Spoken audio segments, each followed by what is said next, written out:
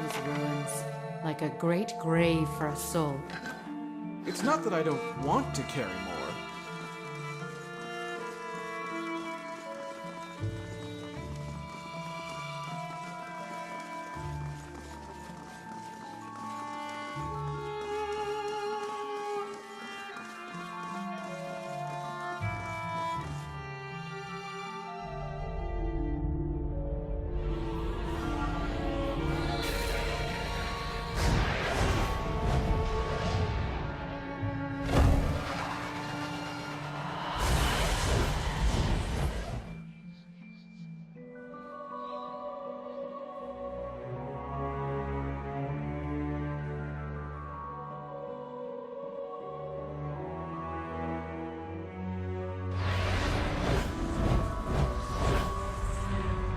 Look at the size of this place.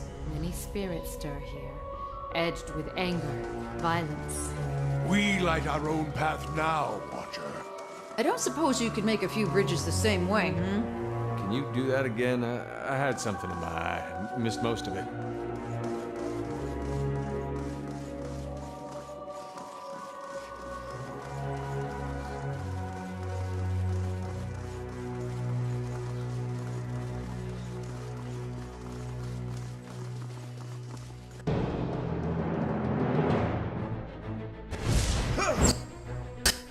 Don't even slow it!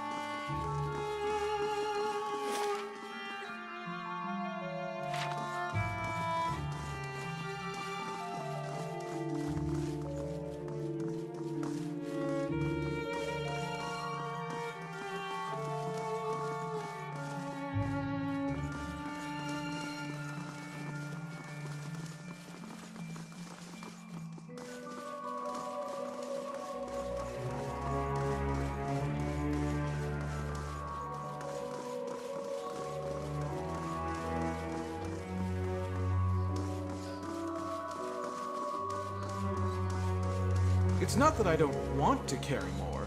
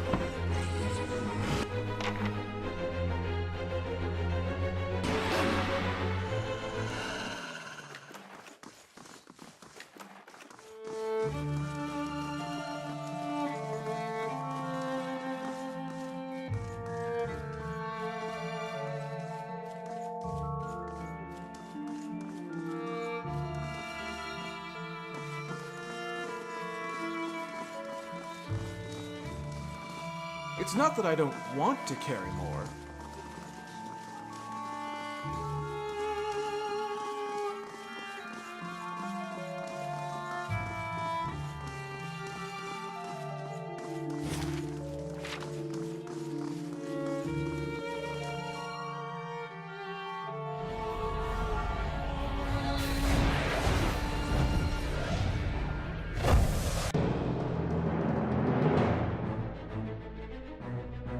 Do you see to see?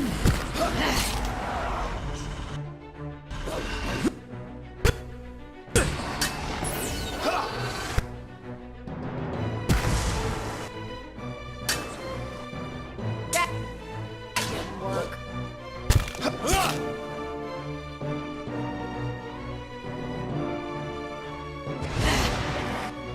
Can't get a good shot with this.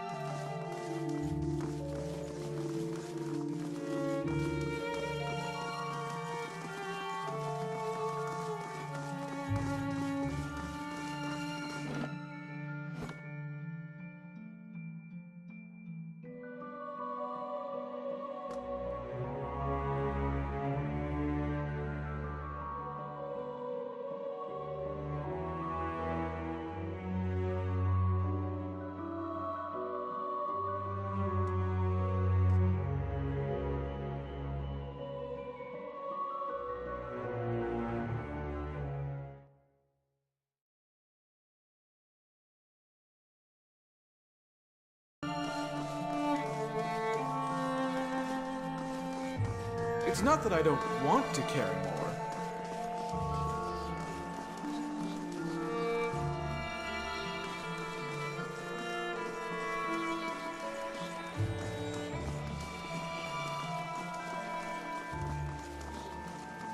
It's not that I don't want to carry more.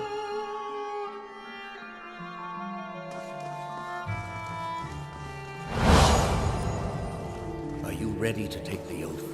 To spread the word of the gods to the lost?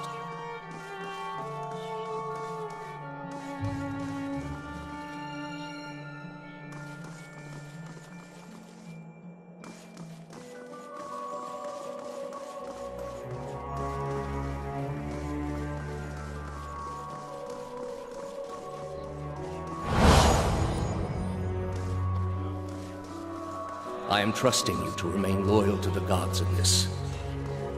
If you do not, you will have greater powers than me to answer to. But you will answer to me as well.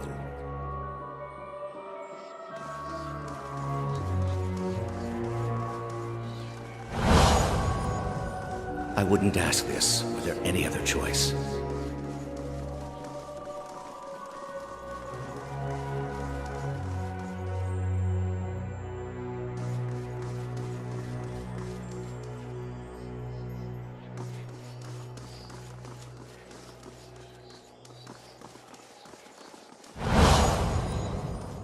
This is a missionary, same as I was, taught the wrong things as I was. Alcyones. They have held off many would-be invaders.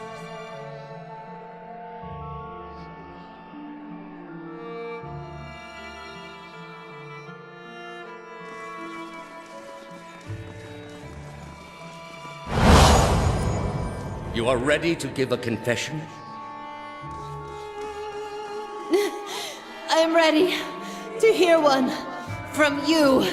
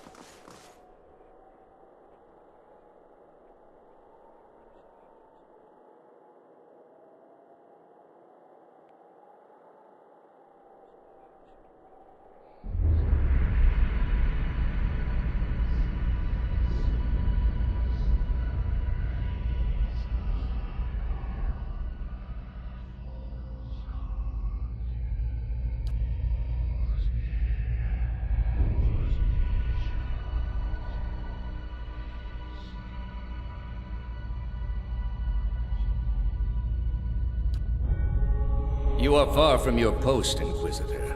What brings you here? We are in a sanctum holy to Utica. There are others like it in service to the other gods. I come here often to pray for her counsel, and in this space I may be assured that she hears me. It has many uses, but its purpose is to bring structure to the chaos that surrounds it. They are monuments to Udica's greatest servants among my people. I hope to join them myself one day, but that woman sought only to destroy the foundations of peace and civility that my people sacrificed everything to build. The Inquisition was based on the need to cut the flesh from a rotting wound.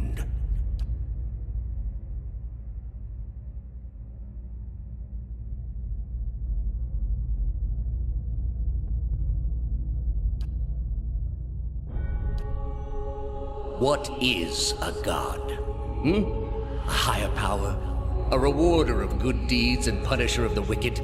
Something men can turn to in their darkest moments when their days seem only like bridges from one tragedy to the next. Our gods are all these things.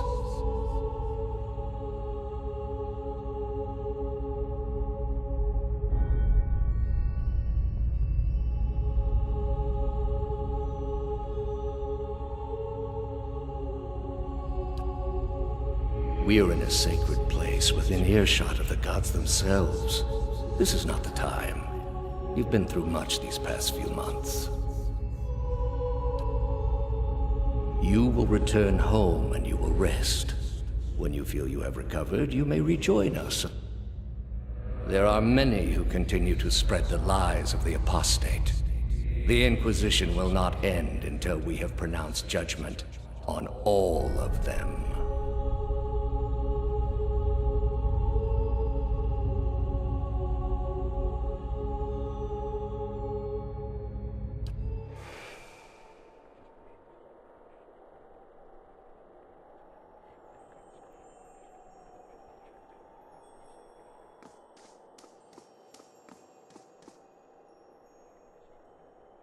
How did you find it?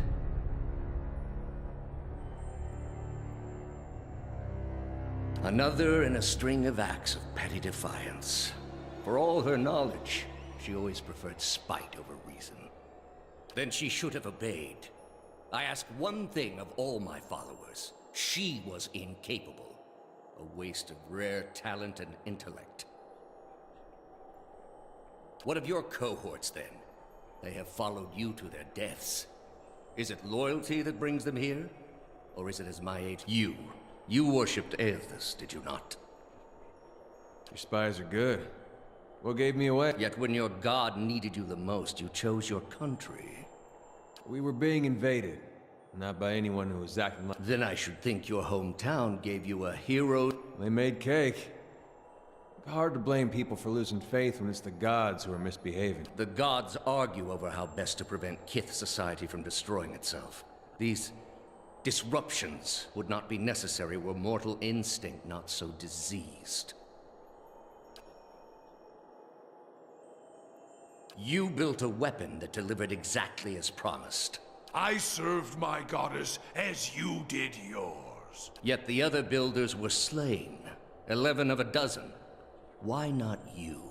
Whatever desire I had to be redeemed in her eyes was weakness, purged by... Or was it merely that your goddess wanted you dead as well, and your delusions of importance... A whore's beguiling charms, nothing more. But the spell's broke now, Theos. The trial's over. I know friend from foe. And I've come here now to see a foe repaid. You were able to destroy a god because another god wished it. Without her hand to guide you, you could not strike at a god any more than you could strike the sky. You are impotent, and not just from the pox. You are far from home, dwarf. I knew my hunt would send me a long way from Masuk. It was a challenge. A journey, then? It must be of some import to take you so far and to last... It's important to Masuk. And so it... And the lost gift-bearer. You have been many things in this... Last I checked, the Ingwithans didn't make you a god. You wanted to... There is no greater calling than the spread and protection of our faith. I regret nothing in service of that cause. Then you haven't been looking hard enough. Or perhaps I have merely witnessed the alternative. You are here because you are lost. The gods cannot reach everyone, I'm afraid. May you fare better in your next lives. I gather you have had your soul awakened. Why else would you shadow my footsteps like some stray mongrel? You think I have something to offer you, but our business was concluded long ago. I answered your questions once. That your soul is not fit to accept the answers is of little concern to me. I lied to no one. Not to you, not to anyone. The gods are real. They are everything we need them to be, and the world is better for it.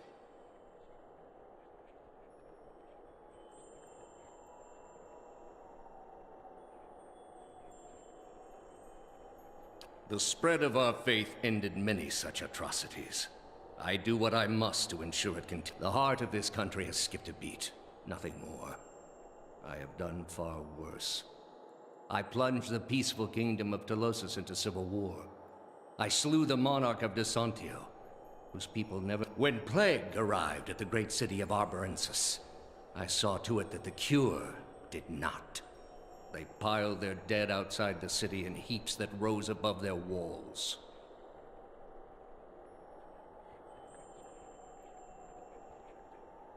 That's where you are mistaken. There was a time, back when your soul was still a shapeless mist, when the world believed only in false gods. Thousands of them. Gods that told them to take slaves. Gods that told them to make war upon their neighbors and devour the slain. Gods that told them to burn their children alive and cover themselves in the ashes as a sign of their faith. But all that changed when they learned of the true gods. Our gods. All those misshapen, bestial instincts melted beneath the radiance of our god's majesty. You could see it in their eyes. That dull emptiness replaced. No person can overcome his instincts by himself. Only with the aid of a god, someone he will respect and listen to. Have you imagined this existence? The one the apostate would have created. We are not all so virtuous as she. Without our gods, the most wicked, the most tyrannical. But more than that, it would be a hollow existence. All mysteries forever unanswered. All purposes constructed from meaninglessness. No endings to bring closure. Only a wheel, turning without mercy, grinding our spirits to dust. Telling yourself each day that what you do matters, that it isn't all for nothing, that the world is just. The apostate's world is built on all I have seen, the millennia of experience. I will not be dissuaded from this course. This is the only way.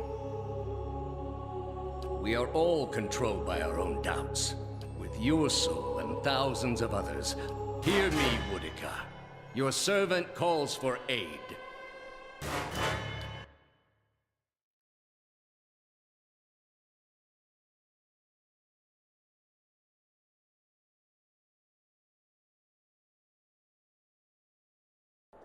Roak 10!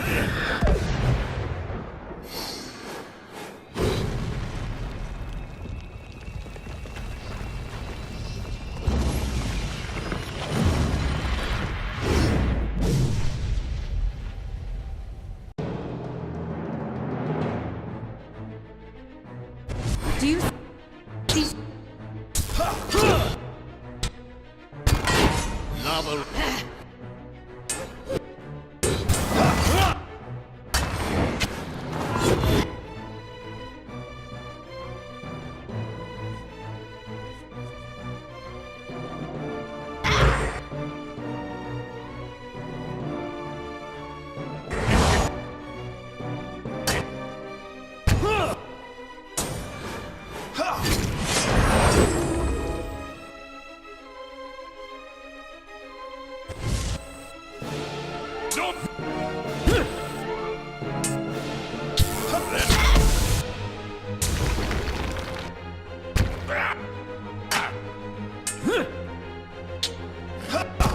Lava.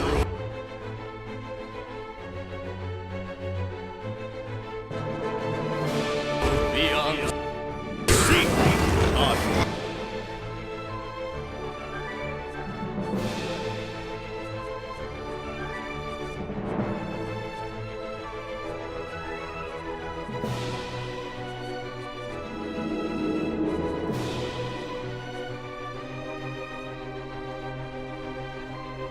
Take that!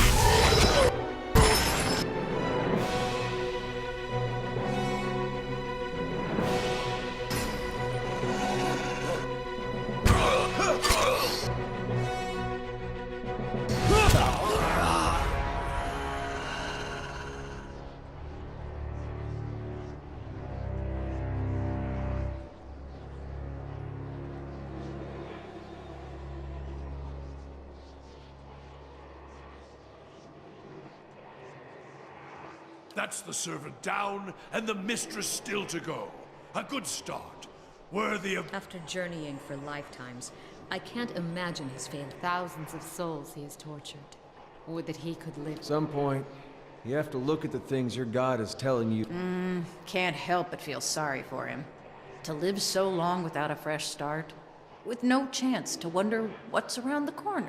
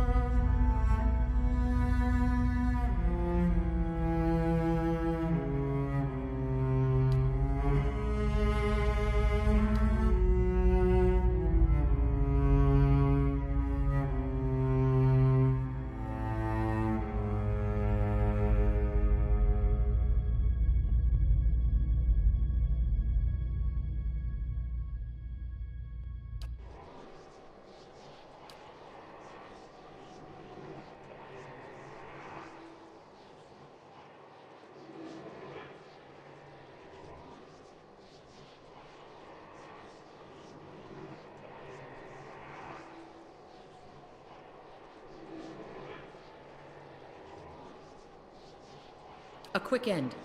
This is a mercy.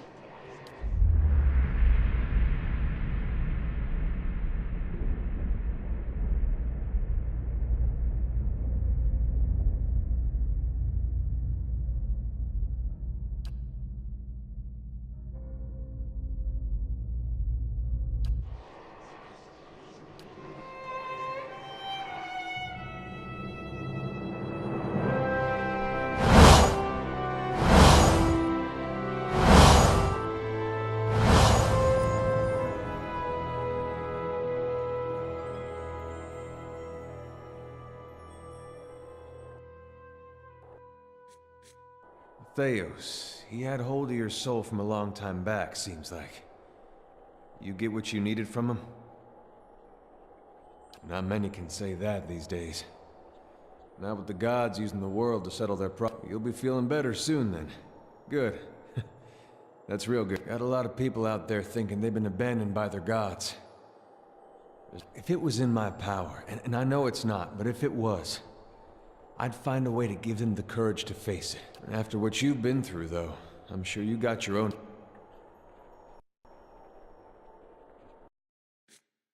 Ah, the end of the road greets us at last. You fared well, Watcher. Better than any Watcher has right to. Seems would that my own trial had produced such an outcome. I had figured myself for the field all this time. But you were the field, and I the darkness. A lesson neither of Durance nor of Margaret.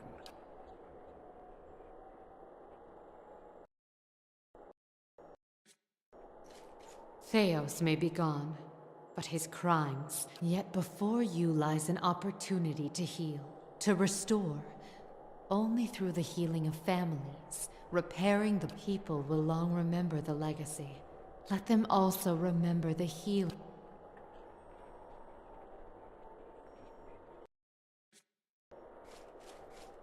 Never thought I'd see something like this in my travels.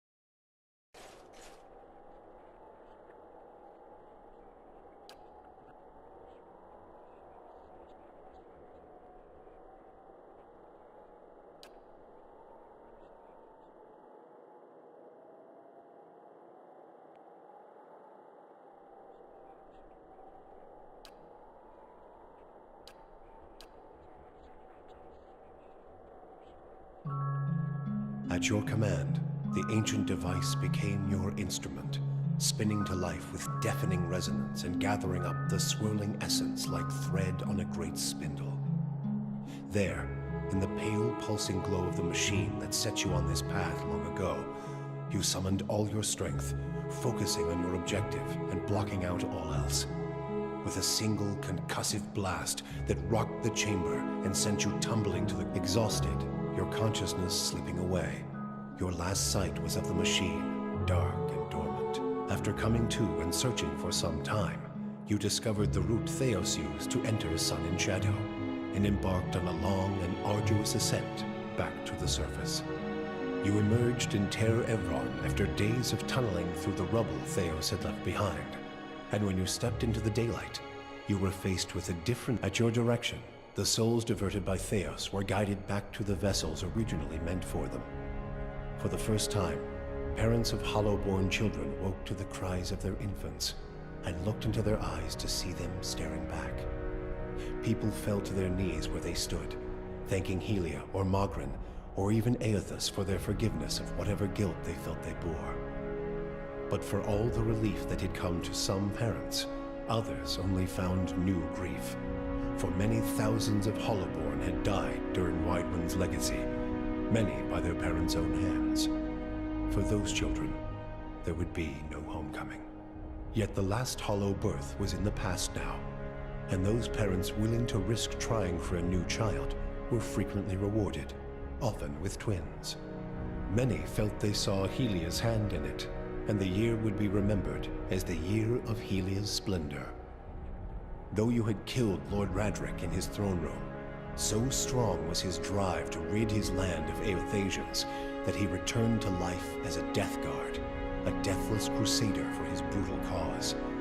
With the remains of his humanity stripped away, Radric came to see all the people of Gilded Vale as worshippers of Eothas, and one day he led his forces into the village personally to see them all purged from his lands. Gilded Vale was left a hollow shell, its buildings ruined, and its people slaughtered. Following the assassinations of Duke Avar Wolfgren and Lady Webb, Defiance Bay was thrown into political upheaval.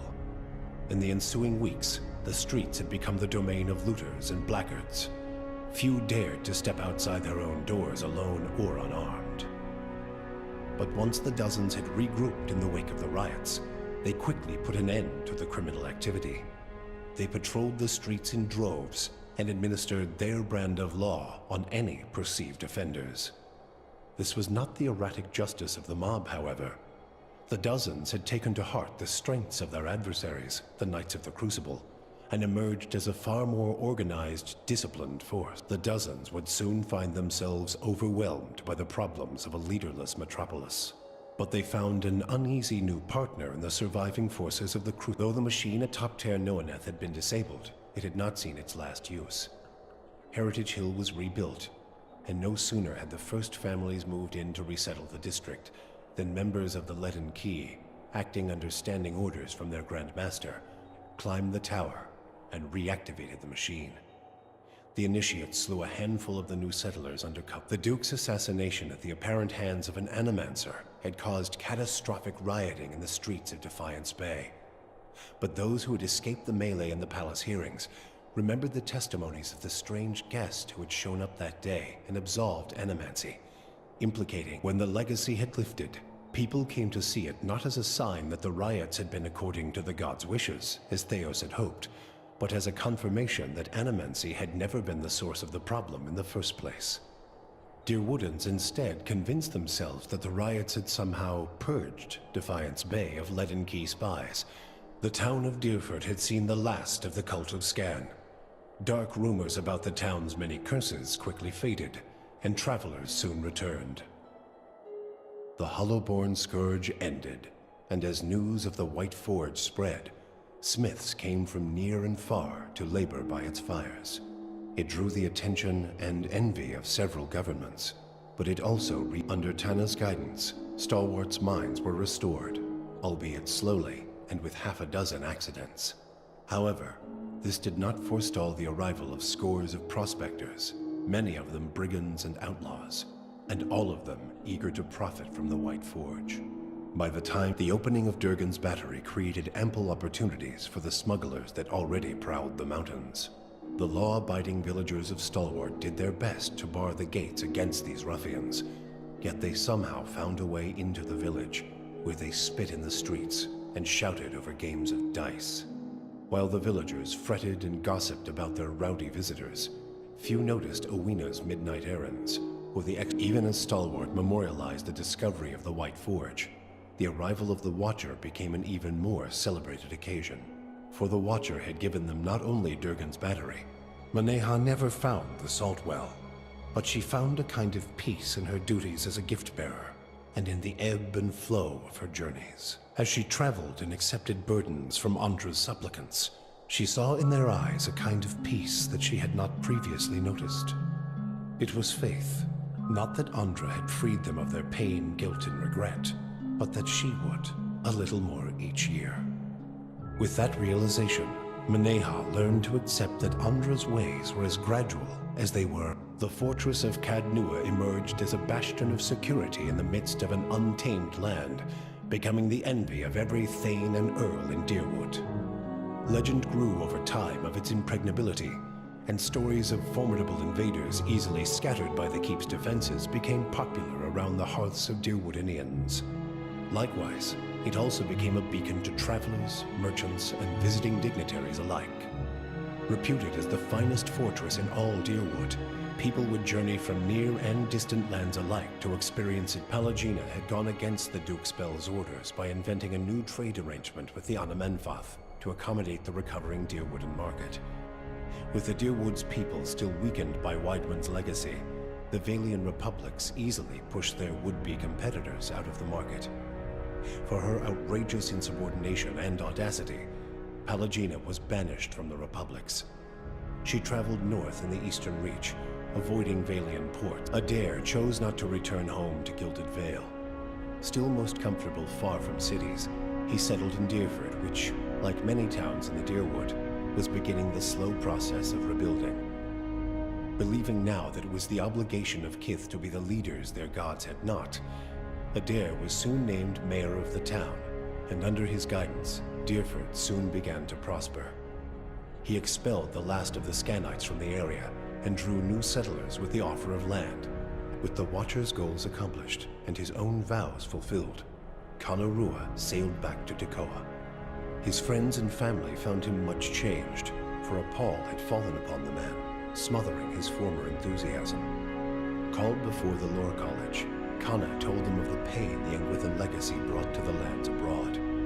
He insisted that a search for answers abroad could only fragment the Rawatai people, as it had done to the... With Theos defeated and the souls released from Sun in Shadow, healthy children were born once again in the Deerwood. Pleasant and peaceful memories rose to fill the cracks in the grieving mother's mind. She returned to the birthing bell, unaware that the village nearby had become an empty, desolate... Durrance used Magrin's strength only until Theos had been cast from the world, and then swore off her influence entirely. Regret came to weigh heavily on his mind, and a man who had never previously lacked for words or opinions came to embrace silence and contemplation. He continued to wander, penniless and destitute, searching now not for the reason for his goddess's silence. You and Sagani never found Persoc together. The Adra figurine had gone dark by the time they emerged from Sun and Shadow, and it was another month before Sagani finally accepted that Persoc's trail had gone cold again. Her search took her beyond the Deerwood, and as far 20 years passed before the Adra figurine finally glowed again. When it did, she followed its signal to a quiet hamlet on the outskirts of Adir. There, she met a young farmer and told her of her past as an elder of Masuk. Sagani returned to a village that had forgotten her. She also learned that Kalu had perished of winter fever a few years before, and her middle child, Najuo, had died in a raid. But she found her daughter Yakona a hunter and mother of 3, and her son Malak a builder of mighty walls. For you, the death of Theos brought an end to your waking visions, and a silence to the whispers of the past. In their absence, you were able to sleep. The questions of a distant lifetime ceased to trouble your soul. All that remained was what to make of the answer. Unfortunately, you would have little time to contemplate the matter. Soon after your victory at Sun and Shadow, rumors of a monstrous army swept the Deerwood. What first sounded like superstition and drunkards' tales